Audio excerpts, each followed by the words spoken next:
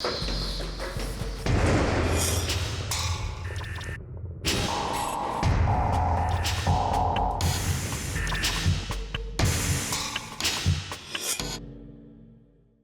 savez que j'aime la nature, et puis les petits matins frisqués comme ça, eh bien nous y sommes. Pas dans la nature, non, dans la modernité, avec l'usine Classe en pleine modernisation. C'est dans les coulisses de cette modernisation que nous allons nous glisser à la rencontre de Pierre Grondin d'abord. C'est à l'accueil-réception que je l'aperçois, Pierre Grondin, qui m'a aperçu aussi dans cette usine que nous avons visitée, vous en souvenez probablement, il y a 2 ans et qui connaît des évolutions. Bonjour Monsieur Grondin. Bonjour Monsieur Brulon, comment allez-vous? Très bien, je vous remercie. Merci de nous accueillir de nouveau parce qu'il se passe des choses évidemment ici. 2 mots d'abord, comment ça se porte Classe Tracteur aujourd'hui? Écoutez, pas si mal que ça. On vient de changer la cadence et on va de nouveau la changer toujours pour l'augmenter dans quelques semaines. En termes de volume, ça fonctionne plutôt bien. Écoutez, on est d'abord très content parce que notre premier marché qui reste la France se porte bien, nettement mieux que l'année dernière, donc ça c'est une bonne nouvelle. Marché Europe du Nord est un peu plus compliqué, Brexit, beaucoup d'incertitudes, mais actuellement pour nous c'est une bonne nouvelle parce qu'on nous a demandé de livrer beaucoup de tracteurs avant la fin du mois. Et puis on a des discussions assez avancées sur des gros deals d'Europe de l'Est. Bon, en tout cas, vous êtes confiant pour l'avenir puisque l'outil industriel avait une 50aine d'années et vous avez décidé de carrément le transformer, quoi. C'était absolument nécessaire, effectivement. C'est l'outil d'origine où on faisait des petits tracteurs Renault. Donc là, on est en train de le transformer essentiellement pour pouvoir mettre nos opérateurs dans les meilleures conditions pour pouvoir produire une qualité premium, cette qualité allemande, mais une qualité allemande faite ici, en France, au Mans. Deutsche Qualität. Bon, si on a voulu le visiter, c'est aussi parce que vous avez une manière originale d'aborder ce changement. Alors oui, je pense qu'on peut dire ça. On a fait un choix très clair qui a été de confier ce projet. C'est un projet de 30 millions d'euros qu'on va construire en 3 étapes. La première, elle est complètement terminée, on a validé les concepts. La deuxième, elle est maintenant mise en place et on tourne avec, c'est ce que vous allez voir aujourd'hui. Et on attaque la troisième. Et on a confié ce projet à nos équipes. Vous allez voir qu'on a pas mal de jeunes très motivés. Et c'est ces personnes que vous allez rencontrer, notamment Alexandre Baudy qui va être le chef de projet de l'étape 3 sur le plateau projet. Bon, bah j'y vais, alors on se retrouve tout à l'heure. Tout à fait, volontiers. Merci, à tout à l'heure. Bonne journée.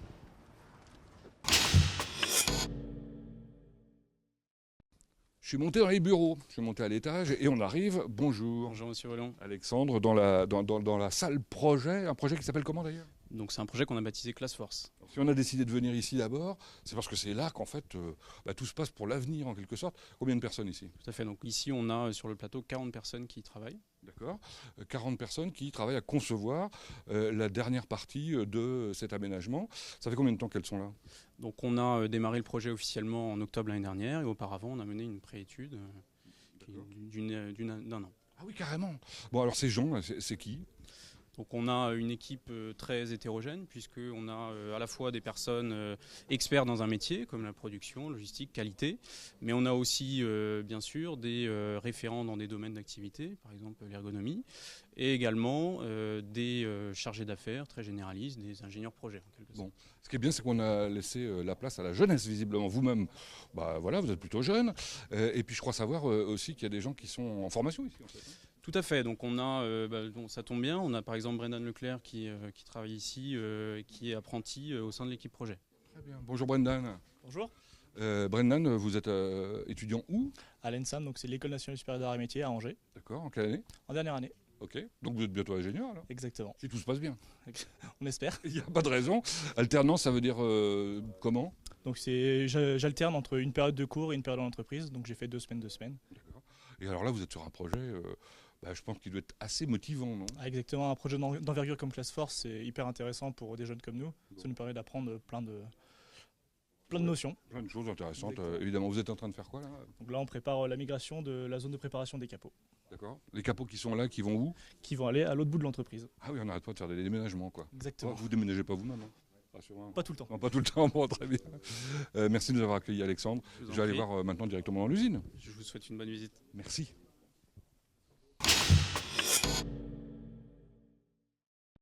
Ça y est, nous sommes descendus dans l'usine. On est un peu dans l'ancien monde, on va vous expliquer ici, pour aller dans le moderne tout à l'heure. On est sur le forum avec Aldric Pavec, bonjour. Bonjour. Alors vous êtes le directeur de production de l'usine, l'homme le plus heureux du monde, j'imagine, puisqu'on modifie votre outil. Oui, presque. La modernisation, elle est attendue depuis des années. On a une chaîne ici qui a plus de 50 ans. Mais aujourd'hui, on produit des tracteurs de plus en plus modernes, à la pointe de la technologie, et nous avions besoin que l'environnement de travail suive cette évolution et soit lui-même un environnement de qualité pour que nos opérateurs puissent travailler dans les meilleures conditions. Alors cette chaîne, c'est l'ancienne chaîne d'assemblage là. C'est l'ancienne chaîne, elle a 50 ans, elle a rendu beaucoup de services, mais elle arrivait à bout de souffle, et c'est pour ça qu'on a décidé de passer sur un moyen beaucoup plus flexible, on appelle ça les AGV, qui transportent les tracteurs et qui sont beaucoup plus variables selon la demande de nos clients. Alors qu'est-ce qui se passe là sur ces modèles qu'on voit? Alors cette chaîne pour l'instant elle ne sert plus qu'à transporter les poutres, il y a quelques contrôles encore, mais globalement c'est une chaîne qui n'est plus utilisée et qui sera complètement démantelée d'ici la fin de l'année. Alors vous parliez tout à l'heure de la diversité. Je vois qu'il y a des petits modèles qu'on voit sur la chaîne et puis des beaucoup plus gros. Alors c'est aussi un défi auquel on est confronté, on a une très très grande variation de la demande. On peut avoir aussi bien ces tout petits tracteurs que vous voyez, des tracteurs à 3 roues qui servent à récolter le coton en Ouzbékistan, et puis d'énormes tracteurs qui partent en Allemagne, qui font des 250, 300, 400 chevaux, des très fortes puissances. Et dans cet environnement extrêmement varié, il faut qu'on apporte l'aide aux opérateurs pour qu'ils puissent à chaque fois monter dans des bonnes conditions, les bons process, les bonnes pièces, tracteur après tracteur. Alors l'aide, ça va de l'ergonomie à tout simplement de l'organisation très pratique, quoi, hein. La fourniture des objets qu'ils vont utiliser pour exactement, c'est leur apporter les pièces directement au poste de travail. Avant, vous aviez des murs de pièces, les opérateurs partaient chercher des pièces avec beaucoup de chances de se tromper. Maintenant, on leur apporte les bonnes pièces au bon niveau, conditions de travail, on voit. Sur l'ancienne chaîne, on avait des plafonds complètement noirs, peu de visibilité. On est passé maintenant sur des plafonds repeints en blanc, de l'éclairage LED écologique, économe en énergie. Donc tout ça, c'est ce progrès qu'on essaye de mettre en place dans l'usine pour être de plus en plus au bon niveau. Ce que je vous propose, c'est qu'on découvre concrètement maintenant ce qui se passe point par point. On va voir Fabrice Portebeuf. Fabrice Portebeuf, la cheville ouvrière du projet. Alors, Aldric, on est où là? Magasin de kitting. Le kitting avec Fabrice. Bonjour Fabrice. Voilà. C'est quoi votre travail? Homme progrès. Homme progrès. Ça, c'est une belle promesse. Et alors, du progrès, il y en a eu là, ces derniers temps. Qu'est-ce qui s'est passé là ici? Alors, qu'est-ce qui s'est passé? Alors là, on se situe dans un magasin de collectage pour les petites et moyennes pièces. Et ces pièces sont mises dans les chariots de kit floating. Et ces chariots-là vont ensuite aller sur la ligne d'assemblage et, je dirais, appairer au tracteur. Qu'est-ce qui se passait avant? Comment ça fonctionnait? Tous ces racks de pièces, tous ces volumes de pièces se situaient en bord de chaîne, avec tous les risques dans le choix des pièces, avec la diversité qu'on a. Donc on pouvait avoir des opérateurs qui allaient chercher les mauvaises pièces, quoi. Voilà, tout à fait. Là, c'est plus possible. Deuxième étape, parce que je vois que le chariot est arrêté là. Deuxième étape, donc là on va faire du pick to light. Pick to light, avec Stéphanie. Donc on fait ce système-là pour tout ce qui est visserie. C'est impressionnant de voir cette évolution. C'est Stéphanie, donc on va rencontrer. Bonjour Stéphanie. Qu'est-ce que vous êtes en train de faire là? Je suis en train de préparer la visserie pour les tracteurs qui viennent d'être collectés précédemment. Bon, vous avez utilisé un scanner d'abord. Voilà, j'ai scanné. Ça me permet d'allumer toutes mes lumières. Les lumières qui sont sur les bacs là. Voilà, c'est ça. C'est-à-dire, ça veut dire quoi? En fait, dès que je scanne, ça envoie l'information dans mon magasin visserie. J'ai ma lumière qui s'allume avec la quantité que je dois prendre. Dès que je la prends, j'ai mon petit gobelet qui s'allume pour savoir où je dois la mettre.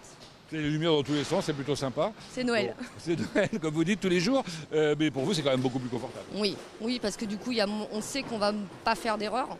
Parce que voilà, tout est avec la lumière, on va directement, on prend la quantité qu'il y a inscrit. Donc ça évite énormément d'erreurs pour les collègues qui sont après. Bon, vous êtes une femme heureuse. Voilà, c'est ça. On peut le dire. Eh bien, grâce à des gens comme Eric, c'est ça votre prénom? C'est ça, oui. Bon, Eric, vous occupez de l'innovation, on peut le dire. Là, on est dans le top, là. Là, on est dans le top. On a essayé de profiter de ce projet pour installer plein de nouveaux produits. Là, par exemple, c'est un Raspberry, c'est des objets connectés, des petits ordinateurs. On a développé aussi des sélecteurs de code barre comme ceci. Sur le poignet, là. Sur le poignet, il n'y a aucune batterie ni rien. On a Alors, ce qui plaît bien, c'est les applications sur téléphone maintenant. Les opérateurs veulent tout, donc on scanne ça et puis on peut donc avoir des informations sur la pièce. C'est absolument incroyable. Vous amusez en fait. Ah, on est un peu geek, oui, c'est ça. Il faut rire avec les objets de son temps et avec les outils de son temps. Vous avez raison. Bon, allez, on va essayer de retrouver Fabrice quelque part. Il est parti. Je sais pas où.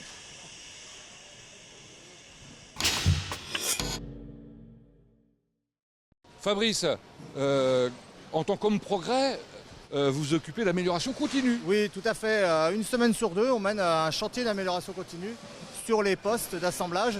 Et actuellement, on est sur un poste à l'équipe numéro 5 où on s'occupe du poste freinage pneumatique. Et ceci depuis ce matin, je crois. Oui, voilà, on a commencé à 8h ce matin. Bon, mais ça existait déjà avant. Hein. Oui, ça existait déjà avant, et avant la nouvelle ligne et après la nouvelle ligne, on continue. Alors nous y voilà sur la nouvelle ligne avec les opérateurs. Vous nous présentez? Oui, Aristide, qui est opérateur polyvalent sur la ligne d'assemblage. Bonjour Aristide. Bonjour monsieur. Aristide, vous travaillez depuis combien de temps ici?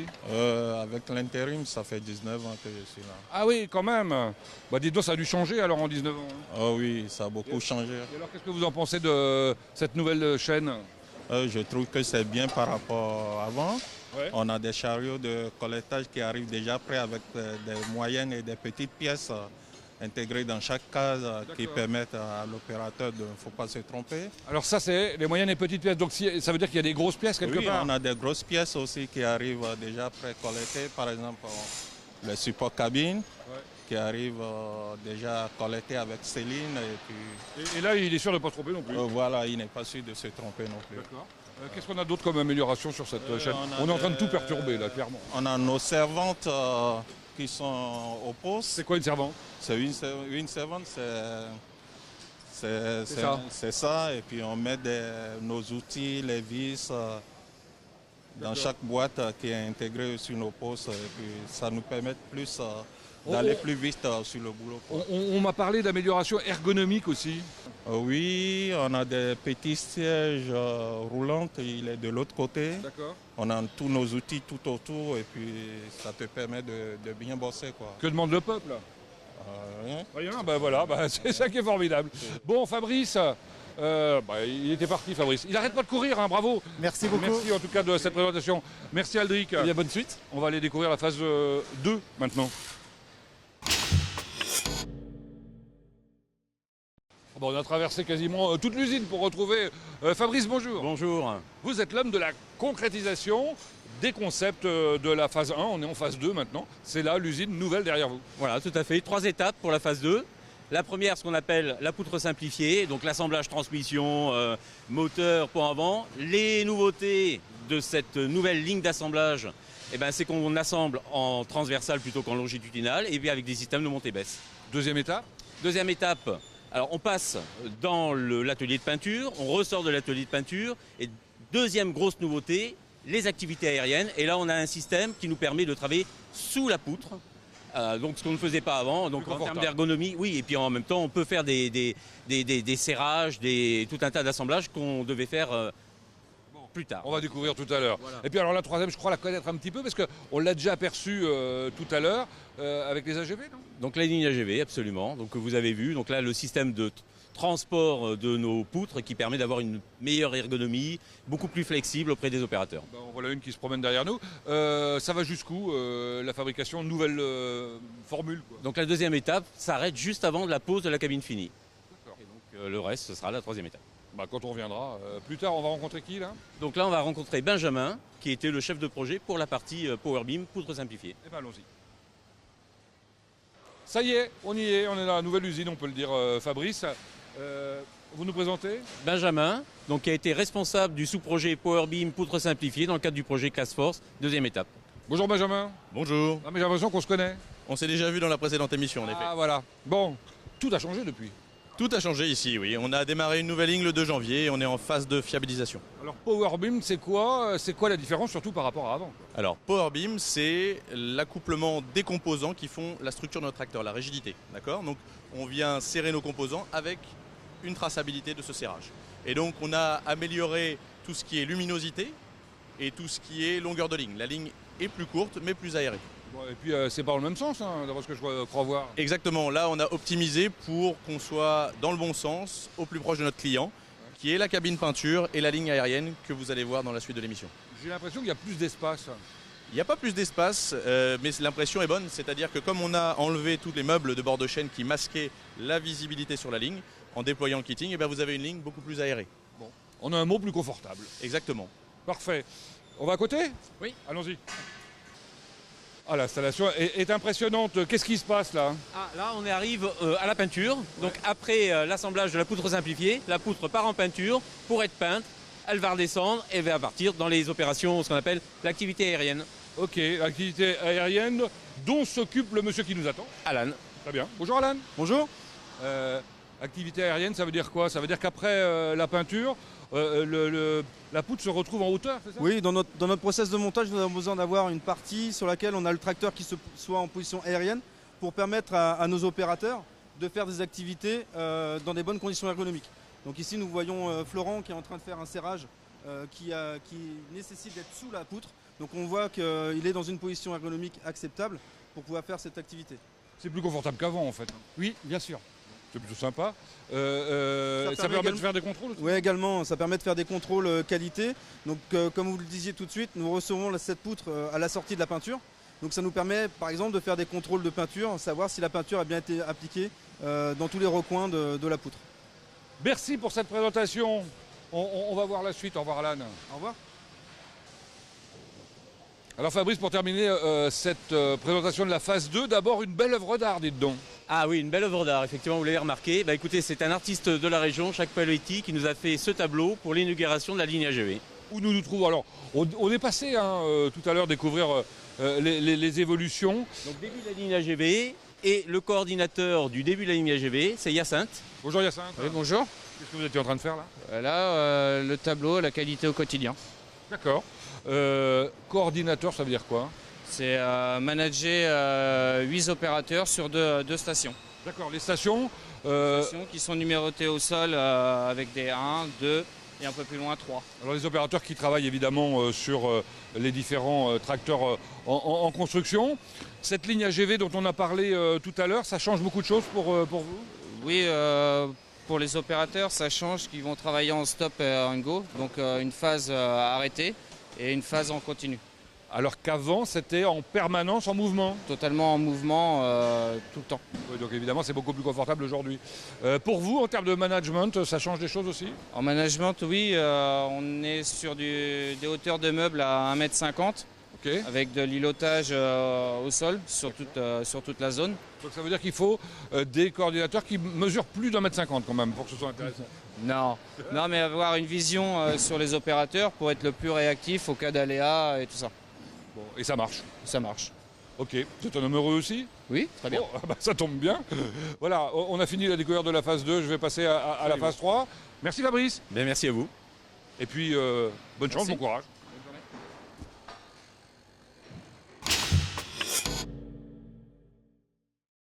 On a fait un petit peu de marche à pied, on est au bout de l'usine nouvelle. Vous reconnaissez ces toits qui ont été peints en blanc, ces éclairages LED qui font que on est dans une zone de confort incontestablement. L'homme de la situation pour ces aménagements, c'est Emmanuel Bozo, bonjour. Bonjour. Vous êtes le directeur de la logistique et vous êtes en charge évidemment de la phase 3. Voilà, de la phase 3, donc il va prendre le relais par définition de la phase 2. Donc la phase 2 a arrêté le tracteur à cet endroit. Oui, nous, on le voit là. Voilà, nous on va lui adjoindre une cabine qui est assemblée par ailleurs et puis emmener le tracteur jusqu'à ce qu'il soit sur ses roues puis disponible pour le client. Bon, rassurez-nous, en ce moment quand même, on continue à faire ce travail mais de l'autre côté. Voilà, on continue de faire des opérations sur l'ancienne ligne, donc ça oblige à des reconfigurations de zones un petit peu compliquées quelquefois, temporaires, de façon à ce qu'on assure la production tout en permettant la réalisation des travaux. Alors le planning? Donc une grosse étape va être franchie au mois d'août de cette année, puisqu'on va bénéficier de la période d'arrêt pour installer un certain nombre de moyens qu'on appelle des moyens industriels assez lourds, remplissage de fluides, montage de roues. Toutes ces installations vont être faites plutôt au mois d'août, et puis on verra pour la suite finition et contrôle plutôt dans les mois qui suivront. Avec vous, on va découvrir ce qui se passe concrètement en phase 3, derrière les bâches là. Voilà, alors on va aller rencontrer Sandrine Guy, responsable des achats, qui coordonne les nombreux prestataires qui travaillent pour nous. Ouais. On imagine qu'il va y en avoir quelques-uns, effectivement, allons-y. C'est encore plus impressionnant quand il y a des bâches, la hauteur sous plafond. Ah oui, parce que c'est très haut la zone à peindre là. Bon, on va à l'intérieur? On va à l'intérieur. Waouh! C'est impressionnant. Alors ça, je m'y attendais pas du tout, on a l'impression d'être dans un stade. Bah oui, c'est un bâtiment ancien qui est très haut et on repeint jusqu'au plafond. Oui, très volumineux. C'est Sandrine qu'on rencontre. Bonjour. Sandrine, vous occupez des achats. Alors évidemment, dans une phase comme celle-là, les achats, c'est important. Oui, les achats sont importants. Nous, on s'occupe des achats, investissements et puis travaux divers et variés. Ouais. Là, par exemple, il vous faut, avant même de faire des travaux, isoler. Il nous faut isoler les zones, les préparer, les occulter en fait des nuisances. Et là, vous faites appel à des prestataires? On fait appel à des prestataires. On a à peu près une trentaine, 30, 40 prestataires locaux qui interviennent sur site. Bon, c'est le cas de ceux-là. Voilà, dans des domaines divers et variés. Oui, la peinture par exemple. Peinture, électricité, génie civil. Juste pour s'amuser, là, la peinture, ça représente quoi? 40 000 m², toiture, sol. Pas mal. Bon, vous allez pouvoir recevoir du monde alors. Oui, on reçoit à peu près 7000 visiteurs par an, donc on a hâte de leur montrer ce nouvel outil de production. Votre nouveau petit cocon. Absolument. Merci Sandrine. Je vous en prie. Allez, on continue à voir cette phase 3. On y va. On va découvrir encore un lieu secret, j'ai l'impression, non? Voilà, c'est ce qu'on appelle la zone école. C'est là où on peut commencer à simuler nos futurs moyens industriels. Il y a des gens qui sont en train de travailler là. Tout à fait, et on va rencontrer Mathieu. D'accord. C'est Mathieu Géant, c'est ça? Pardon, messieurs. C'est ça, bonjour. Bon. C'est quoi ça? C'est la maquette de la future station de remplissage des fluides. C'est quoi les fluides? Alors les fluides chez nous, c'est le gasoil, l'huile transmission, le lave-glace, le liquide de refroidissement, le gaz de clim. C'est ce qu'on met quand on a terminé de construire le tracteur. Exactement, ce qu'on a besoin de mettre pour livrer le tracteur à notre client. Et alors, un fluide, on a un réservoir, on a un pistolet, et puis on remplit? C'est plus compliqué que ça. On a besoin d'améliorer l'ergonomie pour nos opérateurs. Par exemple, en ayant moins de rotation du buste pour aller de la console jusqu'au tracteur. On a une distance aussi plus courte que ce qu'on a aujourd'hui. Et puis en travaillant sur la technique pour avoir un débit plus rapide et donc un temps de cycle amélioré. On teste, Johan? Allez-y voir. On va voir tout de suite si ça fonctionne ou pas. Bon, Johan, que vous en pensez? Eh bien, c'est plutôt bien. Une rotation du buste qui est amoindrie, une distance réduite, très bien pour l'opérateur. Bon, satisfait, bravo. Avec des moyens simples, voilà comment on peut améliorer les choses. On va aller voir avec des moyens un peu plus sophistiqués maintenant. Oui, on va aller voir comment on complète en vue 3D cette fois-ci. On a traversé la cour pour arriver dans une jolie salle. Oui, alors une salle de réalité virtuelle. D'accord. Et le spécialiste, c'est lui. C'est Franck Brudeau. Bonjour. Oui, bonjour. Franck, racontez-nous. Donc on est en une des deux salles de réalité virtuelle de Classe Tracteur, la deuxième étant à Vélizy, et ça nous permet d'être ensemble dans la même scène virtuelle. D'accord. En l'occurrence, on retrouve Johan qui s'est téléporté et qui est en train de faire le même test que tout à l'heure, mais alors au lieu de le faire en physique, il le fait en virtuel. Voilà, donc là on peut simuler en virtuel ce qu'ils ont fait en physique sur un tracteur, et là on va pouvoir le faire sur 4 tracteurs, et même plus. Pour l'instant on est à 4 tracteurs. L'intérêt, c'est que ça permet de faire ensuite des transformations et de voir si ça fonctionne. Voilà, donc à fur et à mesure qu'on détecte des améliorations possibles, on les demande aux fournisseurs, on les resimule en 3D pour voir si ça correspond à notre attente. Et vous en avez fait quelques-unes déjà? Voilà, donc on est rendu à 4 tracteurs, on est rendu à plusieurs modifications, et on continue comme ça pour passer toute la gamme et conclure. Vous savez qu'il vous reste quelques semaines seulement pour terminer. Eh oui. Dépêchez-vous. Merci en tout cas d'avoir rien. présenté cette phase 3. Pour terminer, ou presque, on va parler formation, je crois, maintenant. Ce qui est intéressant dans une usine comme celle-là, c'est qu'il y a des lieux qu'on ne connaît pas. Le Training Center, c'est là où on parle de formation, je crois. Bonjour Pascal. Bonjour. Bonjour Bernard. Bonjour, oui, c'est ça, voilà. Alors, formation, parce que c'est quoi votre métier? Alors, chargé d'ingénierie de formation, c'est concevoir des supports pédagogiques sur vraiment les notions basiques du métier d'assembleur-monteur. D'accord. Et d'une manière ludique, m'avez-vous dit aussi de temps en temps. Alors, par exemple, qu'est-ce que vous avez mis en place depuis quelques années là? Alors ici, des supports ludiques et pédagogiques sur la mécanique, l'hydraulique, la connectique électrique, tout ce que va toucher l'assembleur-monteur dans le quotidien de l'assemblage du tracteur. Pour les faire monter en compétences, les opérateurs? Alors les faire monter en compétences, donc là, depuis 4 ans, 5 ans, nous sommes à plus de 240 salariés certifiés. Combien de temps? 18 jours de formation, donc assez important pour eux. C'est compliqué? Non, pas du tout. On s'adapte et puis... c'est important de le faire. C'est important, oui. Merci Bernard. Deux mots pour terminer. On a commencé l'émission en découvrant quelqu'un qui était en alternance. Il y en a beaucoup de gens en alternance ici? Alors cette année, ouais, plus de 44 jeunes en contrat de professionnalisation et d'alternance, répartis dans différents services de l'entreprise. Parfait. C'est l'heure de la conclusion. Bon courage.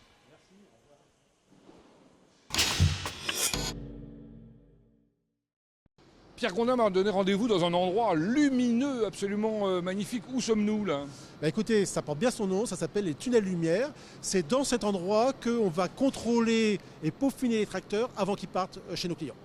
Oui, parce qu'il faut du quasi zéro défaut, quoi. Oui, et dans le projet, on vous a expliqué qu'on était au milieu de notre projet, mi-route. Il nous reste toute la fin à réaliser, mais on a donné priorité à sécurisation du client, d'où ces tunnels de lumière. Merci de m'avoir invité pour cette émission parce que franchement, il y a une ambiance, on sent qu'on est dans une vraie aventure industrielle. Ah, c'est un vrai projet humain, c'est bien sûr un projet technique, mais surtout un projet humain. Comme je l'ai dit à l'introduction, c'est un projet d'abord pour aider nos opérateurs à faire la qualité, cette qualité premium, mais c'est aussi une aventure pour cette équipe projet. Ils sont plus de 30 personnes et on a fait le choix non pas de faire appel à des consultants comme ça se passe souvent, des gens qui viennent, une armada, qui mettent en place le projet et après, une fois que le projet est terminé, ils s'en vont. Non, on est en train de faire ça avec nos propres ressources. C'est bien sûr un enrichissement important pour eux, mais c'est aussi la garantie pour nous qu'une fois le projet terminé, ils nous aideront aussi à le faire tourner et à nous faire obtenir l'ensemble des résultats attendus. Vous n'avez plus qu'à être imité maintenant? Alors c'est intéressant parce que oui c'est sûr, et on commence à avoir des visites, mais le processus qu'on a utilisé, ça vous a été dit dans la journée, c'est d'aller voir d'abord tous nos compétiteurs. On a fait ce qu'on appelle des benchmarks et on a retenu toutes les bonnes idées, on a vérifié qu'elles pouvaient s'adapter à nous et ensuite on les a mis en place. Et donc je pense qu'à horizon 1 an, et vous serez bien sûr les bienvenus, on aura sans doute un des plus beaux sites, pour ne pas dire le plus beau site de tracteurs en Europe. Bon, rendez-vous est pris. Tout à fait, volontiers. Merci encore une fois de nous avoir accueillis. Quant à nous, on se retrouve bientôt pour une prochaine coulisse, quelque part ailleurs en Sarthe.